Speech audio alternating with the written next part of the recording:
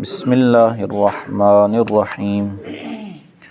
وَلَوْ نَزَّلْنَا عَلَيْكَ كِتَابًا فِي قِرْطَاسٍ فَلَمَسُوهُ بِأَيْدِيهِمْ لَقَالَ الَّذِينَ كَفَرُوا إِنْ هَذَا إِلَّا سِحْرٌ مُبِينٌ وَقَالُوا لَوْلَا أُنزِلَ عَلَيْهِ مَلَكٌ وَلَوْ أَنزَلْنَا مَلَكًا لَقُضِيَ الْأَمْرُ ثُمَّ لَا يُنظَرُونَ وَلَوْ جَعَلْنَاهُ مَلَكًا لَجَعَلْنَاهُ رَجُلًا وَلَلَبَسْنَا عَلَيْهِمْ مَا يَلْبِسُونَ وَلَقَدِ اسْتُهْزِئَ بِرُسُلٍ مِّن قَبْلِكَ فَحَاقَ بِالَّذِينَ سَخِرُوا مِنْهُمْ مَا كَانُوا بِهِ يَسْتَهْزِئُونَ صدق اللہ مولانا العظیم الصلاة والسلام علیکہ یا سیدی یا رسول اللہ وعلا آلک واصحابک یا سیدی یا حبیب اللہ الصلاة والسلام علیکہ یا سیدی یا نبی اللہ وعلا آلک واصحابک یا سیدی یا نور اللہ وَلَوْ نَزَّلْنَا عَلَيْكَ كِتَابًا فِي قِرْطَاسٍ فَلَمَسُوهُ بِأَيْدِيهِمْ اگر ہم تم پر کاغذ میں کچھ لکھا ہوا اتارتے کہ وہ اسے اپنے ہاتھوں سے چھو لیتے لَقَالَ الَّذِينَ كَفَرُوا جب بھی کافر کہتے إِنْ هَذَا إِلَّا سِحْرٌ مُبِينٌ کہ یہ نہیں مگر کھلا جادو۔ یہ تین بندوں کے بارے میں آیت نازل ہوئی، ایک نضر بن حارث ہے اور دوسرا عبداللہ بن امیہ اور تیسرا نوفل بن خویلد۔ ان تین بندوں نے حضور صلی اللہ تعالیٰ علیہ وسلم سے کہا کہ ہم آپ پر تب تک ایمان نہیں لائیں گے جب تک آپ یہ نہ کریں کہ اللہ کی طرف سے آسمان سے کوئی کتاب نازل ہو ہماری آنکھوں کے سامنے، اور اس کتاب کے ساتھ 4000 فرشتے جو ہیں وہ ساتھ اتریں، تو پھر ہم جو ہے وہ ایمان لائیں گے، ویسے ہم ایمان لانے والے نہیں ہیں۔ تو اس پر اللہ عز و جل نے ان کا جواب دیا کہ اے محبوب یہ سب ان کے ہیلے بہانے ہیں، ان کا ایمان لانے کا ویسے ہی جو ہے وہ دل نہیں ہے۔ اگر ایمان لانا ہوتا تو جتنے معجزات آپ پہلے دکھا چکے ہیں وہی کافی تھے، چاند کو 2 ٹکڑے کرنا اور سورج کو واپس بلوا لینا اور مٹھی کے اندر جو ہے وہ کنکریوں کا کلمہ پڑھ دینا، یہ سب معجزات آپ پہلے دکھا چکے ہیں۔ تو اگر کسی نے ایمان لانا ہو تو اس کے ایمان لانے کے لیے صرف یہی معجزات کافی ہیں اور دوسری چیزوں کی ضرورت نہیں ہے۔ یہ بس آپ کے سامنے ہیلے بہانے کر رہے ہیں کہ کاغذ پر لکھا ہوا کچھ اترے۔ اللہ فرماتا ہے اگر ہم اتار بھی دیں کاغذ پر لکھا ہوا ان کی نظروں کے سامنے، پھر یہ اس کاغذ کو اپنے ہاتھوں سے چھو لیں اور دیکھیں اس کے اندر ہمارے احکام لکھے ہوئے، لیکن پھر بھی آخر میں جا کر کہیں گے کہ یہ سب کا سب جادو ہے، ہماری نظر بندی کر دی گئی تھی، نظر تو آئی ہے کتاب اترتی ہوئی لیکن ایسا تھا کچھ نہیں کیونکہ ہماری جادو کے ذریعے نظر بندی کر دی گئی ہے۔ تو حضور کو اللہ عز و جل نے یہ فرمایا کہ یہ بس جو ہے وہ ہیلے بہانے کر رہے ہیں اور ان کا ایمان لانے کا کوئی معاملہ نہیں۔ وَقَالُوا لَوْلَا أُنزِلَ عَلَيْهِ مَلَكٌ اور بولے ان پر کوئی فرشتہ کیوں نہ اتارا گیا، وَلَوْ أَنزَلْنَا مَلَكًا لَقُضِيَ الْأَمْرُ ثُمَّ لَا يُنظَرُونَ اور اگر ہم فرشتہ اتارتے تو کام تمام ہو گیا ہوتا، پھر انہیں مہلت نہ دی جاتی۔ یہاں کافروں کا یہ مطالبہ تھا کہ حضور صلی اللہ تعالیٰ علیہ وسلم پر کوئی فرشتہ نازل کیا جائے، وہ فرشتہ جو ہمیں بھی نظر آئے اور اپنی اصلی صورت کے اندر ہو، ورنہ انسانی شکل کے اندر، اور جو وہ فرشتے جو صرف حضور کو نظر آتے تھے وہ بہت سارے اترتے تھے حضور پر۔ ان کا مطالبہ یہ تھا کہ کوئی فرشتہ ایسا اترے جو اپنی اصلی شکل کے اندر ہو اور ہمیں بھی نظر آئے اترتا ہوا، تو پھر ہی ہم جو ہے وہ ایمان لائیں گے۔ وَلَوْ جَعَلْنَاهُ مَلَكًا لَجَعَلْنَاهُ رَجُلًا وَلَلَبَسْنَا عَلَيْهِمْ مَا يَلْبِسُونَ اور اگر ہم نبی کو فرشتہ کرتے جب بھی اسے مرد ہی بناتے اور ان پر وہی شبہ رکھتے جس میں اب پڑے ہوئے ہیں۔ اللہ فرماتا ہے یہاں یہ جواب ہے ان لوگوں کا جو نبی علیہ السلام کو کہا کرتے تھے کہ یہ ہماری طرح بشر ہیں، ہماری طرح انسان ہیں، تو جو ہماری طرح کا انسان ہے ہم اس پر کیسے ایمان لے آئیں۔ ان کا یہ کہنا تھا کہ جو ہماری طرح کھاتا پیتا ہے، ہماری طرح معاملات کرتا ہے، ہمارے ساتھ ہی رہتا ہے، تو یہ کیسے ہو سکتا ہے کہ وہ کوئی نبی ہو، تو کیسے ہم اس پر ایمان لے آئیں۔ تو اللہ فرماتا ہے کہ اگر ہم کسی فرشتے کو بھی نبی بناتے، اگر بالفرض کسی فرشتے کو نبی بنایا جاتا تب بھی اس کو انسانی شکل کے اندر ہی جو ہے وہ دنیا کے اندر بھیجا جاتا، کیونکہ اگر وہ انسانی شکل میں نہ آتا تو لوگ اس سے تعلیم کیسے حاصل کرتے، لوگ اس کو جو ہے وہ کس طرح نبی مانتے اور لوگ اس سے جو ہے وہ کس طرح احکام شریعت سیکھتے، کیونکہ اصل فرشتے کو اس کی اصل صورت میں دیکھنا وہ تو کسی کے لیے جو ہے وہ ممکن ہی نہیں ہے صرف حضور کے علاوہ، یا جس کو اللہ دکھانا چاہے۔ عام انسان کے لیے فرشتے کو اس کی اصل شکل کے اندر دیکھنا یہ ممکن نہیں ہے۔ تو اگر فرشتے کو اس کی اصل شکل میں دنیا میں بھیج دیا جاتا نبی بنا کر، اول تو یہ اس کو دیکھ ہی نہیں پاتے، اس کے دیکھتے ہی بے ہوش ہو جاتے، اور اگر دیکھ بھی لیتے تو پھر اس سے احکام شریعت کیسے سیکھتے؟ نبی کا کام تو شریعت سکھانا ہوتا ہے، آگے لوگوں کو ہدایت دینا ہوتا ہے، تو یہ اس کو دیکھ ہی نہیں پاتے تو اس سے شریعت کیسے سیکھیں گے؟ تو اللہ فرماتا ہے کہ اگر ہم کسی نبی کو فرشتہ بھی بناتے تب بھی اس کو انسانی شکل کے اندر ہی دنیا میں بھیجتے، اور جب ہم انسانی شکل کے اندر اس فرشتے کو بھیجتے، یہ کافر پھر وہی اعتراض کرتے کہ یہ تو ہماری طرح کا انسان ہے، ہم کیسے اس پر ایمان لے آئیں؟ تو ان کا یہ معاملہ چلتا ہی رہتا، کیونکہ ان کا ایمان لانے کا دل ہے ہی نہیں۔ ان کو جتنی مرضی نشانیاں دکھا دی جائیں، جس کی قسمت میں جس کا پکا بدبخت ہونا لکھ دیا گیا ہو، وہ بندہ جو ہے وہ ایمان نہیں لا سکتا، اس کا ایمان ہو ہی نہیں سکتا، کیونکہ وہ پہلے سے ہی جو ہے وہ بدبخت لکھا جا چکا ہے۔ وَلَقَدِ اسْتُهْزِئَ بِرُسُلٍ مِّن قَبْلِكَ، اور ضرور اے محبوب تم سے پہلے رسولوں کے ساتھ بھی مذاق کیا گیا، فَحَاقَ بِالَّذِينَ سَخِرُوا مِنْهُمْ،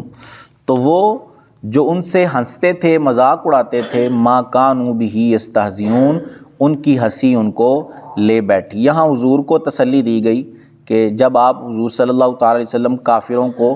دعوت دیتے ایمان کی اور ان کے سامنے آ کر اللہ عز و جل کے احکامات سناتے، تو کافر معاذ اللہ آپ کا مذاق اڑایا کرتے، آپ کو تنگ کرتے اور کہتے کہ یہ تو شاعری ہے جو آپ ہمارے سامنے پڑھتے ہیں آ کر، یا یہ جو آپ ہمارے سامنے پڑھتے ہیں یہ اللہ کا کلام نہیں ہے بلکہ کسی انسان نے آپ کو سکھایا ہے، تو آپ ہمیں آ کر بتا دیتے ہیں۔ کوئی جادوگر کہتا معاذ اللہ، کوئی آپ کو مجنون اور پاگل کہتا معاذ اللہ۔ تو یہ ساری باتیں جب وہ کہتے تو حضور بڑے اس پر رنجیدہ ہوتے اور پریشان ہو جاتے۔ اس پر اللہ عز و جل نے حضور کو تسلی دی کہ آپ پریشان نہ ہوں، آپ سے پہلے جتنے بھی نبی گزرے ہیں ان کی امتوں نے ان کے ساتھ ایسا ہی کیا ہے کہ جب وہ ان کو دعوت دیتے تھے تو وہ ان کا مذاق اڑاتے تھے، تو آپ اس پر پریشان نہ ہوں، بلکہ اللہ عز و جل مذاق اڑانے والوں کو کافی ہے۔ دوسری جگہ اللہ نے فرمایا اِنَّا كَفَيْنَاكَ الْمُسْتَهْزِئِينَ، بے شک ہم آپ کا مذاق اڑانے والوں کو کافی ہیں، یعنی ان کے ساتھ جو معاملہ کرنا ہے اس کے لیے ہم ہی کافی ہیں، آپ کو پریشان ہونے کی ضرورت نہیں ہے۔ اور ایسا ہی ہوا کہ جو حضور کے ساتھ معاذ اللہ مذاق کیا کرتے تھے، زیادہ تنگ کرتے تھے، اللہ عز و جل نے ان کو نشان عبرت بنا دیا۔ عبد یغوث نام کا بندہ تھا، وہ بہت تنگ کیا کرتا تھا، بہت مذاق اڑایا کرتا تھا حضور کا۔ حضور نے اس کو کہا کہ تم اندھے ہو جاؤ گے، اور ایسا ہی ہوا کہ اس کی آنکھوں میں ایسی بیماری لگ گئی کہ وہ دیوار کے ساتھ اپنا سر پٹکتا تھا اور یہی کہتا جاتا تھا کہ مجھے محمد نے قتل کر دیا ہے، مجھے محمد نے قتل کر دیا۔ وہ اصل اللہ عز و جل نے اس کا بدلہ اس کو عطا فرمایا تھا کہ اس نے جو حضور کے ساتھ نافرمانیاں کی تھیں، حضور کو پریشان کیا تھا۔ ولید بن مغیرہ یہ بڑا متکبر کافر تھا اور یہ بھی حضور صلی اللہ تعالی علیہ وسلم کو بہت زیادہ پریشان کرتا تھا۔ تو یہ ایک دفعہ گزرا اور ایک تیر جو ہے وہ اس کی تہبند کے اندر گھس گیا۔ اب تکبر اس کا اتنا تھا کہ اس نے جھک کر اس تیر کو نکالنے کی بجائے سیدھا اپنی تہبند کو کھینچا۔ وہ اس طرح کھینچا کہ وہ جو تیر تھا وہ اس کی پنڈلی کے اندر گھس گیا، اور اسی بیماری کے اندر اللہ عز و جل نے اسے موت دے دی، اور یہ بھی یہی کہتا رہا کہ مجھے محمد کے رب نے قتل کر دیا ہے، مجھے محمد کے رب نے قتل کر دیا ہے۔ تو جس نے حضور کے ساتھ مذاق کیا ہے یا جس نے حضور کو پریشان کیا ہے، حضور کو تکلیفیں دی ہیں، ان سب کو اللہ عز و جل نے نشان عبرت بنا دیا ہے۔ وہ سارے کے سارے آج بھی دیکھے جا سکتے ہیں کہ جن کو اللہ عز و جل نے، تو یہی یہاں پر جو ہے وہ اللہ نے حضور کو تسلی دی کہ آپ پریشان نہ ہوں، جو آپ کا مذاق اڑاتے ہیں ان کے لیے صرف ہم ہی کافی ہیں، اور ان کا معاملہ آپ ہمارے سپرد کر چھوڑیں، باقی آپ جو ہے وہ اپنا کام کرتے رہیں۔ اور یہی حضور نے کیا کہ آپ نے ان کے ستانے کے باوجود بھی اپنے اس دینی کام سے آپ پیچھے نہیں ہٹے۔ آپ کے چچا نے آپ سے آ کر کہا کہ آپ جو ہے وہ اس کام سے باز آ جائیں، آپ کے خلاف ہیں سارے قبیلے والے اور میں حفاظت نہیں کر سکتا آپ کی، اکیلا ہوں، کتنی دیر حفاظت کرتا رہوں گا۔ حضور نے کہا کہ اگر آپ میرے دائیں ہاتھ پر سورج اور بائیں ہاتھ پر چاند رکھ کر پھر کہیں کہ یہ پیچھے ہٹ جاؤ تو میں پھر بھی اس معاملے سے پیچھے نہیں ہٹوں گا۔ جو ذمہ داری اللہ نے مجھے عطا کی ہے جو میرے ذمے کام لگایا ہے اللہ نے، میں اس کو پورا کروں گا ہی کروں گا، لوگوں کو دین کی دعوت دینے کی نہیں چھوڑوں گا۔ تو یہ حضور صلی اللہ علیہ وسلم نے اپنی ذمہ داری پوری فرمائی۔ آپ کو اتنا پریشان کیا گیا، جتنی مصیبتیں حضور نے برداشت کی ہیں دین کے لیے، اتنی مصیبتیں شاید ہی کسی نبی نے جو ہے وہ برداشت کی ہوں۔ مکہ شریف سے نکلتے ہوئے آپ نے مکہ کو مخاطب کر کے کہا کہ اے مکہ، مجھے تم سے بڑی محبت تھی، بڑا پیار تھا تم سے، لیکن اگر مجھے مجبور نہ کیا جاتا تو میں تمہیں جو ہے وہ کبھی چھوڑ کر یہاں سے نہ جاتا، بس مجھے مجبور کر دیا گیا ہے، میرے گھر والوں نے، میرے رشتہ داروں نے مجھے مجبور کر دیا ہے، اس لیے مجھے تمہیں چھوڑ کر جانا پڑ رہا ہے۔ تو یہ ساری مصیبتیں حضور نے کس لیے اٹھائی ہیں؟ صرف رب کے دین کی خاطر اٹھائی ہیں، اللہ کے دین کو آگے بڑھانے کے لیے، اپنی امت کے لیے یہ ساری مشقتیں اٹھائی ہیں کہ آپ نے اپنی ذمہ داری کو پورا کر دیا ہے۔ اب امت کی ذمہ داری ہے کہ جو حضور دین چھوڑ گئے ہیں اس پر عمل کریں، تاکہ حضور کے جو کام تھا اس کا انصاف ہو سکے۔ کیونکہ حضور تو اپنی ذمہ داری پوری کر گئے، اب ان پر کوئی اعتراض نہیں آ سکتا، اگر ہم عمل کرتے ہیں یا نہیں کرتے، حضور پر اس کا کوئی اعتراض نہیں آئے گا، کیونکہ حضور کے ذمے صرف اور صرف دین کی بات آگے پہنچا دینا تھا، اور وہ حضور نے کر دیا ہے۔ آخری خطبے میں حضور صلی اللہ علیہ وسلم نے سارے صحابہ کو متوجہ کر کے کہا کہ تم یہ گواہی دیتے ہو کہ جو میرے ذمے اللہ نے کام لگایا تھا وہ میں نے پورا کر دیا ہے۔ سارے صحابہ کرام نے ایک آواز ہو کر کہا کہ ہاں جی، آپ نے وہ ذمہ داری پوری کر دی ہے جو اللہ عز و جل نے آپ کے ذمے لگائی تھی۔ تو حضور اپنا کام پورا کر گئے، اور پھر حضور نے ان کو یہ بھی کہا آخری خطبے میں کہ پہنچا دو میری طرف سے اگر ایک بھی آیت ہو، اور یہ کہا کہ جو یہاں موجود ہیں یہ ان کے ذمے ہیں کام کہ وہ بعد میں آنے والوں تک یہ ساری باتیں پہنچا دے جو میں یہ کام کر رہا ہوں۔ اور صحابہ کرام نے بھی اپنی ذمہ داری پوری کی کہ انہوں نے پوری ایمانداری کے ساتھ جو باتیں حضور نے کی تھیں، جو دین حضور نے سکھایا تھا، اس کو آگے پہنچا دیا، اور یہ دین چلتا چلتا آج ہم تک پہنچ گیا ہے۔ تو ہمیں بھی اس کی قدر کرنی ہے، خود بھی اس پر عمل کرنا ہے، اور پھر ہماری ذمہ داری ہے کہ ہم نے اس دین کو آگے بڑھانا ہے تاکہ یہ معاملہ جو ہے وہ تا قیامت چلتا ہی رہے۔ اللہ عز و جل سے دعا ہے کہ اللہ عز و جل ہمیں عمل کی توفیق عطا فرمائے، آمین بجاہ خاتم النبیین صلی اللہ علیہ وسلم۔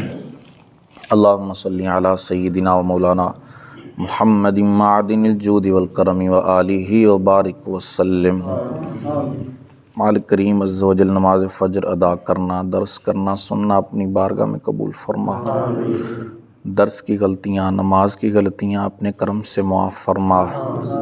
ہم سب کی، ہمارے ماں باپ کی، اور رسول کریم صلی اللہ علیہ وسلم کی ساری امت کی بخشش فرما۔ ہم سب کو خلوص و استقامت سے 5 وقت باجماعت نماز پڑھنے کی توفیق عطا فرما۔ ہم سب کا خاتمہ بالایمان فرما۔ ہم سب پر اپنی نظر رحمت فرما۔ سبحان ربک رب العزت عما یصفون وسلام علی المرسلین والحمد للہ رب العالمین، وصلی اللہ تعالی علی حبیبہ سیدنا و مولانا محمد وعلی آلہ واصحابہ اجمعین برحمتک یا ارحم الراحمین۔